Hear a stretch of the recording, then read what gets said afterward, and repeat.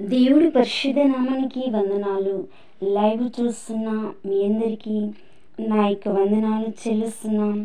ప్రతి సోమవారం ఆధ్యాత్మిక బలము కొరకు, ఆధ్యాత్మిక ఎదుగుదల కొరకు బైబిల్ స్టడీలో అనునిత్యం పార్టిసిపేట్ చేస్తున్న మీ అందరికీ నా యొక్క వందనాలు చెల్లిస్తున్నాం. ఇది నా శరీర ధారణం ఉద్దేశం గురించి తెలుసుకుందాం. తండ్రిని బయలుపరచుట. యోహాను 1:18, 14 అధ్యాయము 7 నుండి 11 వరకు. రెండవదిగా మనకు మాదిరిని చూపుటకు 1 పేతురు 2:21, 1 యోహాను 2:5-6.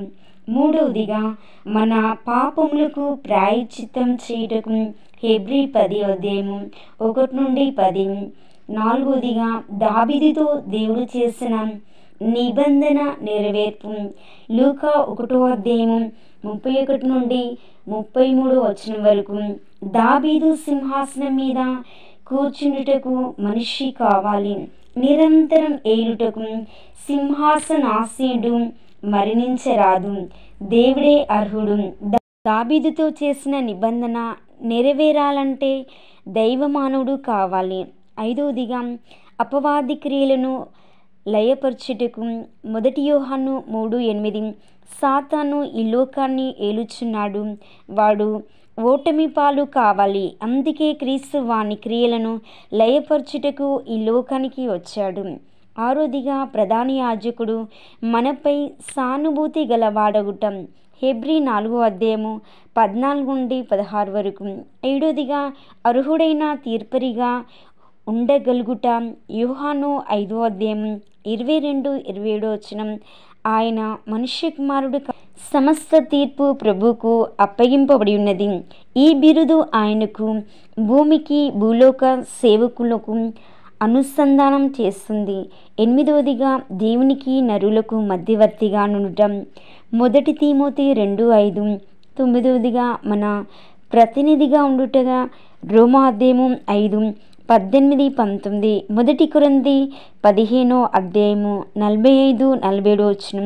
మన ప్రతినిధిగా ఉండి మన స్థానంలో విధేయత చూపుటకు మనుషుడు కావాలి.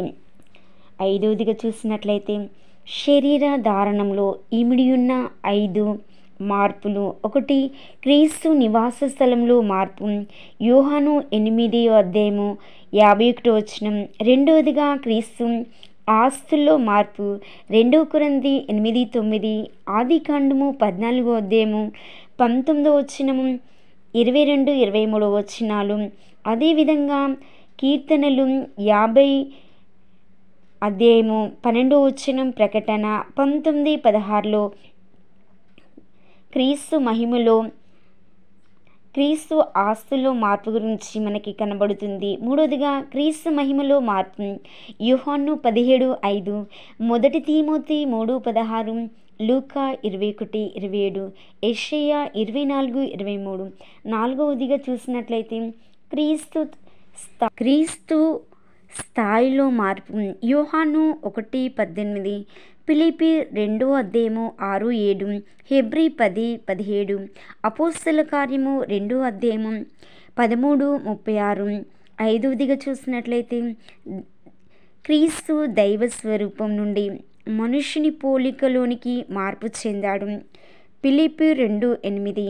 అంటే మానవునిగా పుట్టి, మానవునిగా పెరిగి, మానవుడుగానే మరణించాడు. యోహాను 1:14. అయినను ఆయన వ్యక్తిగత గుర్తింపులో మార్పు లేదు, ఆయన నిత్యుడు, సత్యవంతుడైన దేవుడు.